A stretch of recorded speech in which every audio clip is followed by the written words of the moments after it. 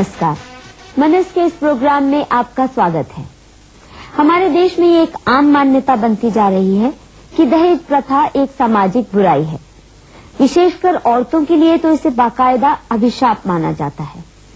एक तरफ ये मांग बार बार दोहराई जाती है कि दहेज का सफाया करने के लिए सरकार कुछ और भी कड़े कानून पास करे, लेकिन दहेज की रोकथाम के लिए नए नए और कड़े कानूनों की मांग करने वाले लोग इस बात का जवाब नहीं दे पा रहे कि 1961 में लागू किया गया दहेज बंदी कानून, जो 1984 और 86 में और भी कड़ा कर दिया गया, दहेज रोकने में बिल्कुल नाकाम क्यों रहा। यही नहीं, दहेज को इल्लीगल करार देने के 36 साल बाद भी दहेज प्रथा और भी मजबूत और व्यापक क्यों हो रही है। ऐसा क्यों कि इसको कंडेम करने वाले लोग भी वक्त आने पर इस प्रथा की जकड़ से निकल नहीं पाते। क्या ये कोई ऐसी बीमारी है जो लोगों की मर्जी के बगैर उन्हें जकड़े बैठी है? ये समस्या कुछ और ही है। मनस के इस प्रोग्राम में हम इन्हीं कुछ सवालों को लेकर तहकीकात करेंगे। हमारे समाज में शादी ब्याह को एक बहुत ही ऑस्पिशियस व खुशी का मौका माना जाता है, जिसे तरह तरह के रिचुअल्स, नाच गाने और जश्न के साथ मनाते हैं। इसे दो व्यक्तियों का नहीं, दो परिवारों का मिलन माना जाता है। इसमें पूरी बिरादरी व जानकार लोग शामिल होते हैं। शादी के वक्त आपसी लेन देन जरूरी शगुन माना जाता है, लेकिन पिछले कुछ दशकों में शादी ब्याह से जुड़ा लेन देन दहेज व उसके ऊपर खींचातानी पर फोकस हो गया है। देश के अनेक हिस्सों में छोटे बड़े दहेज विरोधी अभियान चलाए जा रहे हैं। इस प्रथा के खिलाफ सैकड़ों प्रदर्शन हुए, हजारों सम्मेलनों में इसको कंडेम भी किया गया, पर दहेज कम होने के बजाय फला फूला। इसका विरोध करने वाले ज्यादातर इस बात पर जोर देते हैं कि दहेज वर पक्ष के लालच व डिमांड्स की वजह से बढ़ रहा है। पर क्या ये सच है कि लड़की के माँ बाप सिर्फ मजबूरी व लड़के वालों के प्रेशर की वजह से ही दहेज देते हैं? थोड़ा गिफ्ट है उनके लिए, लड़की के लिए। जब घर से जाती है तो विदा करते हैं तो कुछ थोड़ा बहुत तो उसको उसका हक भी बनता है, तो अच्छा भी लगता है उसके साथ जाना।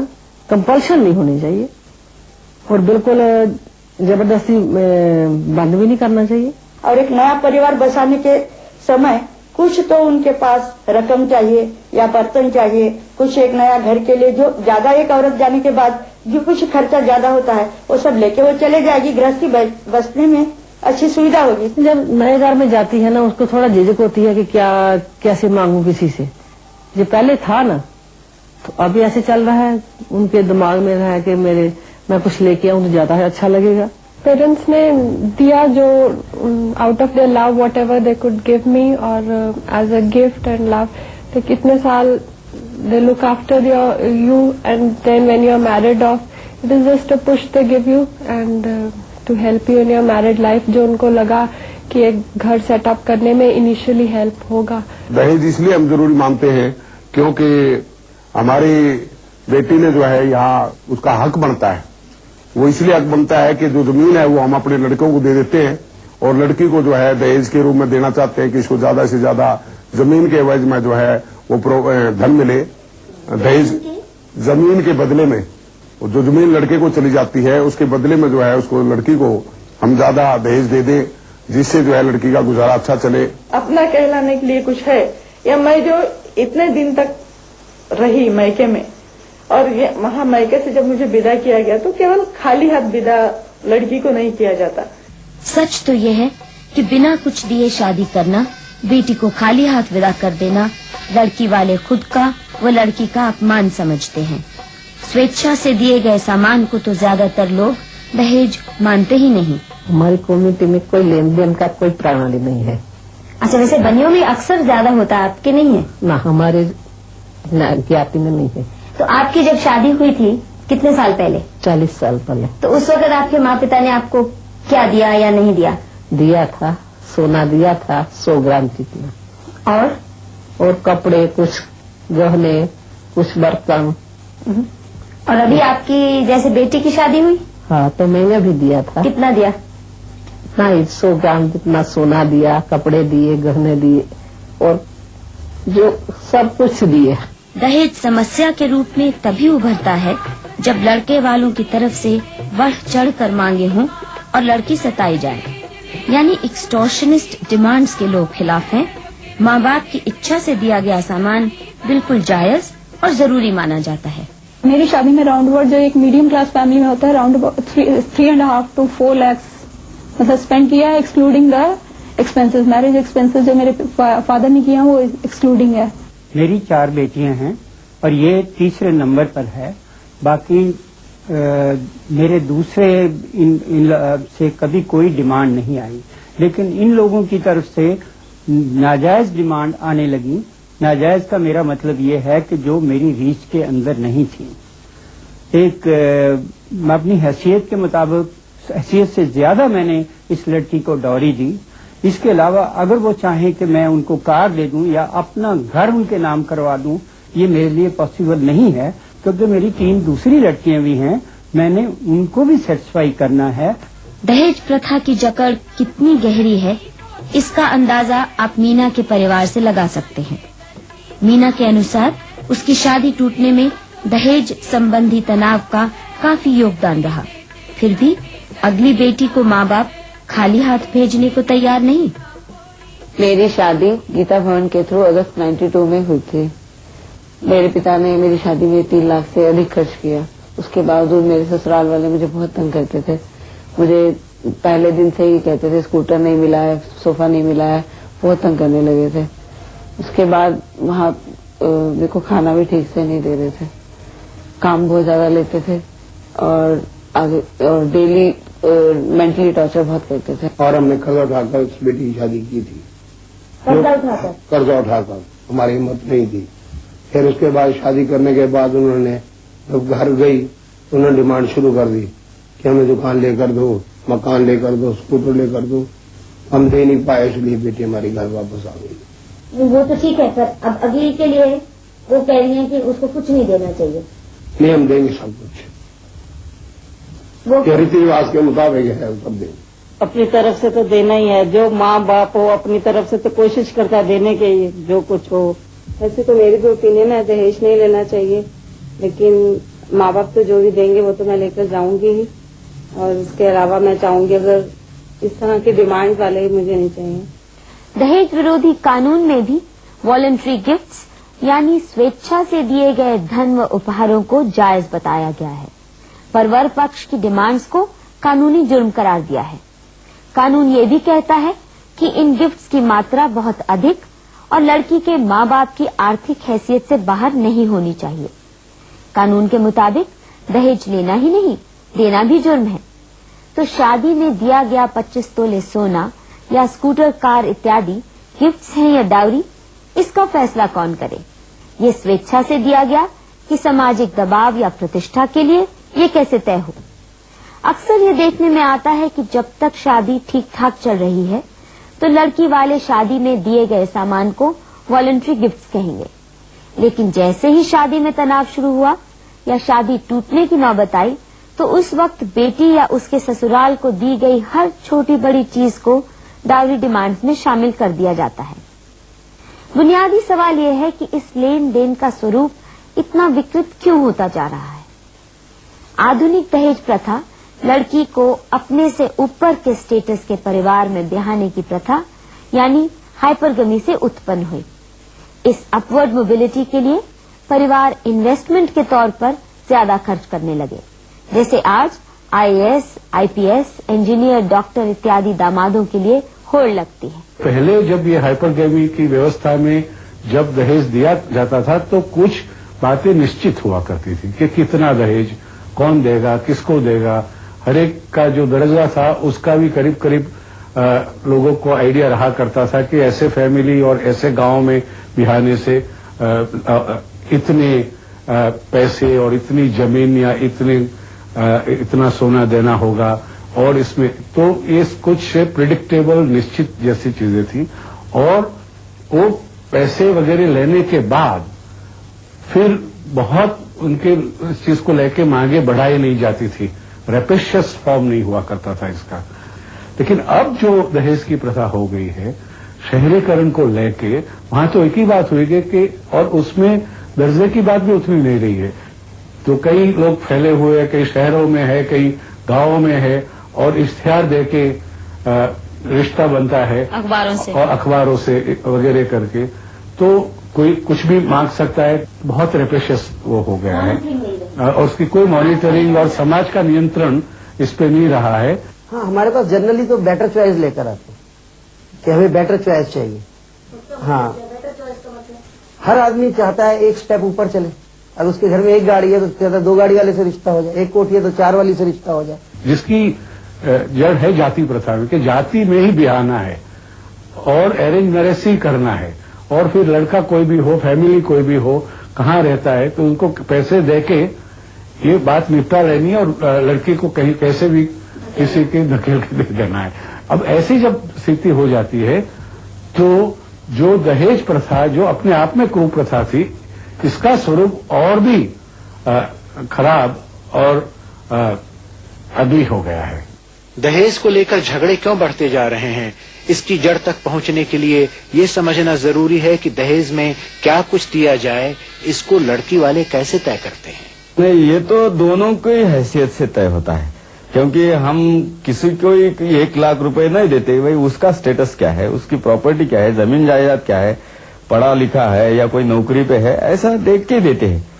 लड़की वाला थोड़ा ज्यादा अपनी ताकत के अलावा ज्यादा कर्जा विर्जा निकाल के अपनी बच्ची अच्छे घर में जारी बोल के अपने हैसियत के ऊपर से देता है। हम जैसे कोई पार्टी बताते हैं, उसके पास 4 गाड़ियां हैं, तो देने वाले को पता है कि मुझे एक गाड़ी देनी पड़ेगी अपनी बेटी के लिए, और यह 1000 गज में कोठी है उनकी, और वो 200 गज की कोठी वाले को तो हाँ करेंगे नहीं, तो बराबर को करेंगे और देख के हैसियत के हिसाब से करेंगे।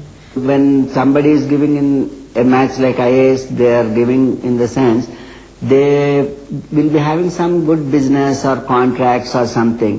So naturally, when through this person, they will be getting more benefits, bigger contracts or at cheaper rates. Not only contracts, there are so many things. Say they can recommend for a job, or they can get some other benefits or some government lands. It's an investment where you can get back again, but after some time. अगर मान लो लड़के वाले नहीं भी मांगते तो लड़की वालों को लगता है कि इनके लड़के में जरूर कोई दोष है, या समाज में भाई क्यों नहीं मांग रहे, क्या कारण क्या है, क्यों नहीं कहते, तो इसलिए लड़के वालों को भी लगता है कि हमें भी ज्यादा से ज्यादा लेना चाहिए, नहीं तो कोई ये ना समझे कि हमारी कोई हैसियत ही नहीं है। चूँकि लड़की वाले लड़के वालों के स्टेटस को तोल कर दहेज देते हैं, इसलिए थोड़ा दिया गया दहेज लड़के वालों के लिए मानो लो स्टेटस का सर्टिफिकेट बन जाता है। इसीलिए दहेज लालच से ज्यादा इज्जत मान का सवाल बन गया है। डाउरी कैलकुलेशंस के कुछ और भी पहलू हैं। लड़के की माँ नहीं है तो थोड़ा we don't mind paying another 50,000 और 1 लाख मोर। अगर बहन भी नहीं है तो और 1-2 लाख दिए तो भी वो अपने बच्ची के पास रहता, नहीं तो इधर रहता, दूसरों को तो नहीं जाता बोल के। क्यों बोले तो थोड़े ट्रबल्स कम रहेंगे, and the girl will be independent where she goes, so the sister-in-law will not be in a position to create problem. So they don't expect और वैसा रहना बोल के नहीं, है तो प्रेफरेंस इज मोर। अक्सर दहेज की समस्या को लेकर लोग सोचते हैं कि इसका मूल और इसकी वजह स्त्री धन की प्रथा में है, और स्त्री धन की प्रथा का ही एक भद्दा स्वरूप बन के आया है। मुझे लगता है कि ये सोच गलत है। स्त्री धन अपनी जगह एक बहुत पुरानी प्रथा है और सदियों तक वो चलती रही है। उसकी वजह यह है कि उस व्यवस्था में स्त्री को वासा का अधिकार नहीं था, तो संपत्ति का अधिकार नहीं था, तो उनकी अपनी व्यवस्था के लिए उनकी अपनी कुछ हैसियत बनी रहे, उनके अपने कुछ धार्मिक और इतर कार्य चलते रहे, उनके लिए ये स्त्री धन की व्यवस्था और प्रथा बनी हुई थी। उनके पूरा अधिकार उनका अपना ही रहता था, और उनके बाद किसको देना वो भी उनका अपना अधिकार था, और आमतौर पे ये पुत्रियों को ही जाता था। पारंपरिक स्त्री धन में कुछ स्पष्ट नियमों के अनुसार लड़की को उसके हिस्से का सोना चांदी इत्यादि दिए जाते थे, लेकिन आधुनिक दहेज प्रथा में ऐसे कोई नियम कायदे समाज नहीं बना पाया जिससे लड़की का हक स्पष्ट तय हो सके। तो अगर माँ बाप ने 2 लाख भी इन्वेस्ट किया है किसी लड़की की शादी के लिए और 1 लाख में बात बन गई या लड़कों की तरफ से कोई डिमांड नहीं हुई, तो माँ बाप उसका कभी 2 लाख का जो इन्वेस्ट किया हुआ पैसा है वो नहीं देंगे। जितना थोड़े से थोड़े में काम चल जाए, कटौती हो जाए। दहेज के ऊपर खींचातानी की बुनियादी वजह यही है कि शादी में दिया गया पैसा व सामान स्त्री धन से बदलकर ग्रूम प्राइस का रूप ले चुका है। क्योंकि संयुक्त परिवार टूट रहे हैं और अच्छे कमाऊ बेटे अक्सर बीवी के आते ही अलग गृहस्थी बनाने लगे हैं, इसीलिए लड़के के माँ बाप बेटे पर की गई इन्वेस्टमेंट की कुछ रिटर्न की उम्मीद करते हैं।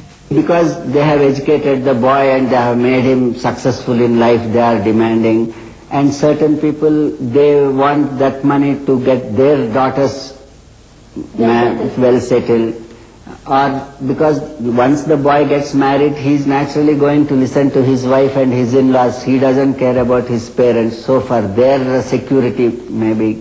And certain people, they are very, very calculative. They make a good calculation and say, till now we have spent this much for the boy's education, for his medicine, so let us take this much. इस बात का समाज में बहुत शोर है कि दहेज की मात्रा कुछ ज्यादा ही बढ़ती जा रही है।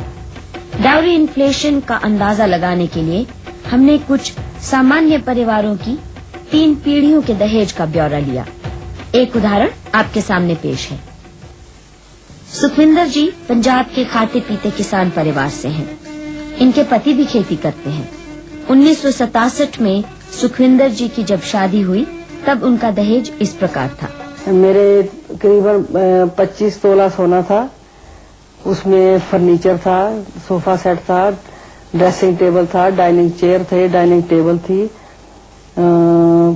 फिर उसमें बर्तन थे, डिनर सेट भी थे, टी सेट वगैरह सारा कुछ था, प्रेशर कुकर था और ये सारा कुछ तभी था। तो उसके बाद हमारे पास जो अच्छे अच्छे सूट थे, 21 सूट दिए थे, सभी परिवार वालों को भी दिए थे। बिस्तर थे, बिस्तर की 2 पेटियां थी, 11 बिस्तर थे। जब शगन लगता है तो कड़ा दिया, 500 रुपया दिया और विदायगी भी देते थे तभी 4000 रुपया, जैसे 4-5 हजार, ऐसे मेरा 4100 रुपया था। सुखविंदर जी की माँ बटाला के पास एक गांव में रहती हैं। 55 वर्ष यानी 2 पीढ़ी पहले दिए गए उनके दहेज का हमें ये ब्यौरा मिला। सोना 8-7 ਤੋਲੇ ਬਸਾਇਨਾ ਤੇ ਇਹ ਆਪੀ ਭਾਂਡੇ 21 ਦਿੱਤੇ, ਮੰਜਾ ਪੀੜਾ ਦਿੱਤਾ, ਹੋਰ ਨਹੀਂ ਦਿੱਤੀ भैंस, ਹਾਂਜੀ, ਤੇ ਹੋਰ ਕੋੜੀ, ਹੋਰ ਇਸ ਤਰ੍ਹਾਂ ਇਹਦੇ ਵਿਦਾਇਗੀ ਦਿੱਤੀ। ਤੇ ਹੋਰ ਫਰਨੀਚਰ ਸੀਗਾ? ਹਾਂਜੀ, ਉਦੋਂ ਫਰਨੀਚਰ ਨਹੀਂ ਸੀ ਹੁੰਦੇ। ਅਲਮਾਰੀ ਦਿੱਤੀ, ਪੇਟੀ ਦਿੱਤੀ, ਉਸ ਤਰ੍ਹਾਂ ਛੋਟੇ ਦਿੱਤੇ ਆ ਜਿਸ ਤਰ੍ਹਾਂ ਦੇ ਆ ਨੇ। ਤੇ ਬਿਸਤਰੇ ਕਿੰਨੇ? 5 ਬਿਸਤਰੇ। ਤੇ ਮੁੰਡੇ ਨੂੰ ਕੁਝ ਦਿੱਤਾ? ਕੀ ਦਿੰਦੇ ਸੀ? ਮੁੰਡੇ ਨੂੰ ਐਸੇ ਲੀੜੇ ਦਿੱਤੇ, कोई छाप छूप पा देती। इनकी तीसरी पीढ़ी में आया बदलाव भी देखिए। सुखविंदर जी का बड़ा बेटा इंजीनियर है, वो चंडीगढ़ में रहता है। इनकी शादी जनवरी 1996 में हुई। इस परिवार ने दहेज लेने से बहुत मना किया, पर लड़की के माँ बाप ने उसे खाली हाथ भेजना मंजूर नहीं किया।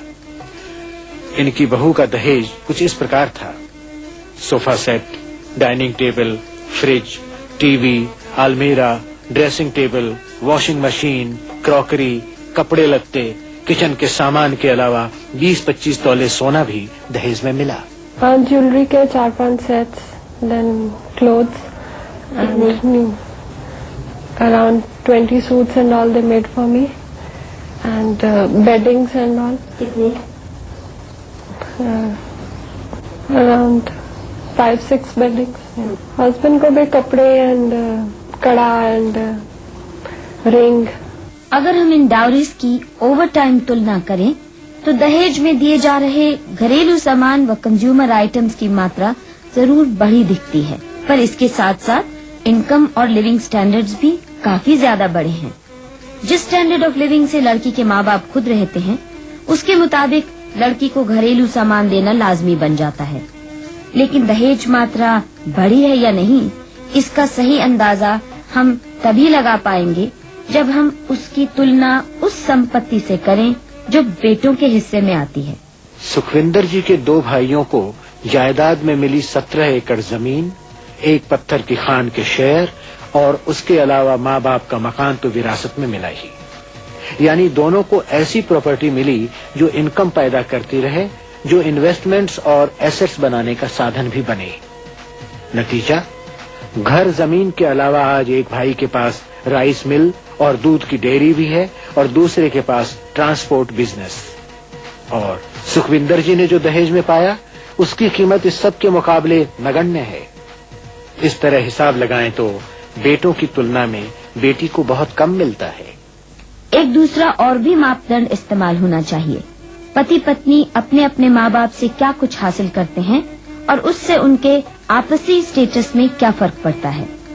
सुखविंदर जी के पति को मिली 65 एकड़ जमीन, मकान व अन्य कई एसेट्स। ये एसेट्स बढ़े और आज उनके पति के पास उस जमीन के अलावा चंडीगढ़ में ये बंगला, मोटर कार, ट्रैक्टर इत्यादि बहुत कुछ है। इन सब सुख सुविधाओं को हासिल करने का आधार था उनकी इनहेरिटेंस में मिली जायदाद। बेटे और बेटियों के हिस्सों में जो आता है उसमें कुछ बुनियादी फर्क हैं।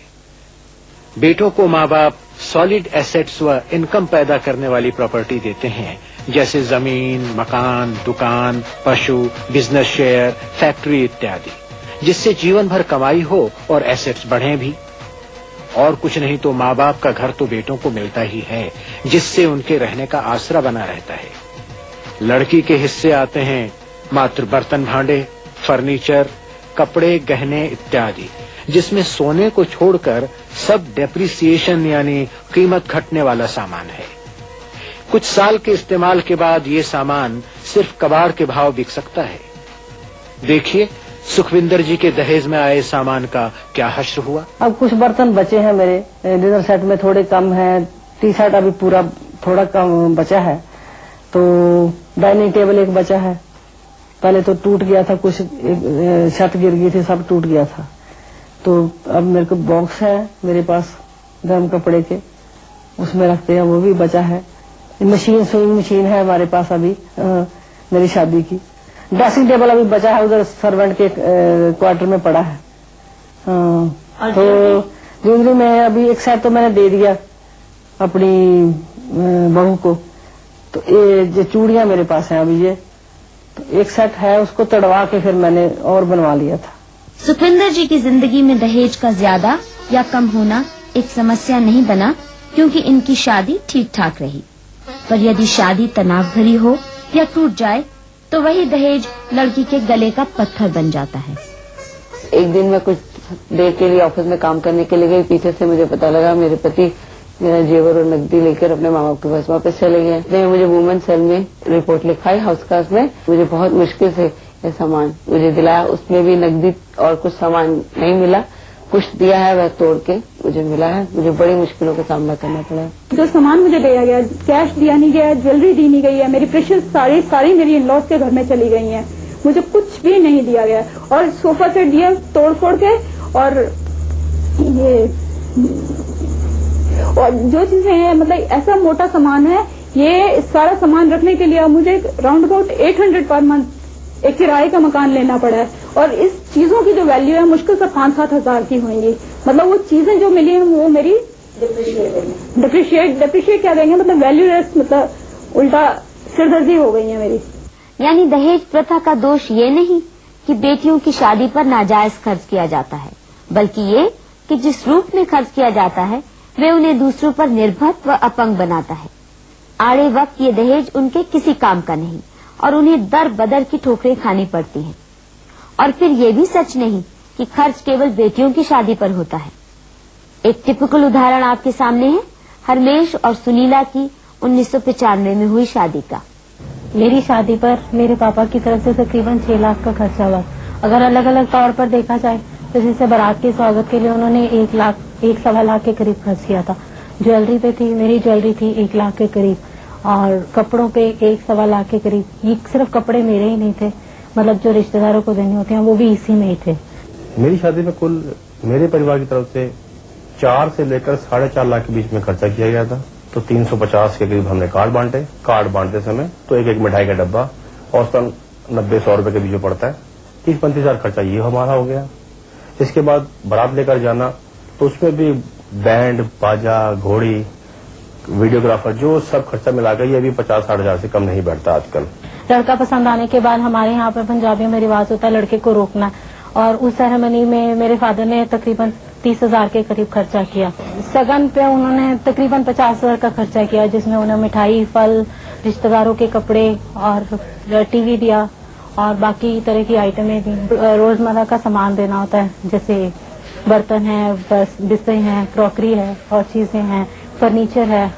उस पे जैसे फर्नीचर का समझो ज्यादा नहीं 25-30 हजार के करीब खर्च किया होगा। उन्होंने एसी दिया 25,000 का, वो भी हो गया।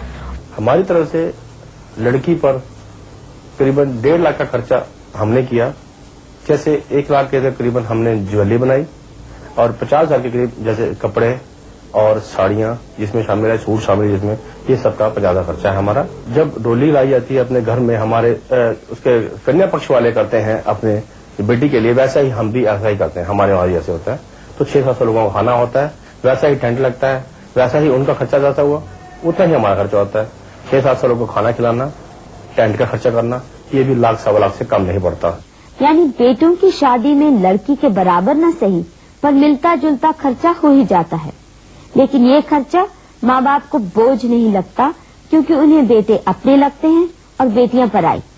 इसीलिए बेटियों की पढ़ाई लिखाई से लेकर उनकी शादी पर किया हर खर्चा बोझ माना जाता है और संपत्ति जायदाद से भी उन्हें बेदखल कर दिया जाता है।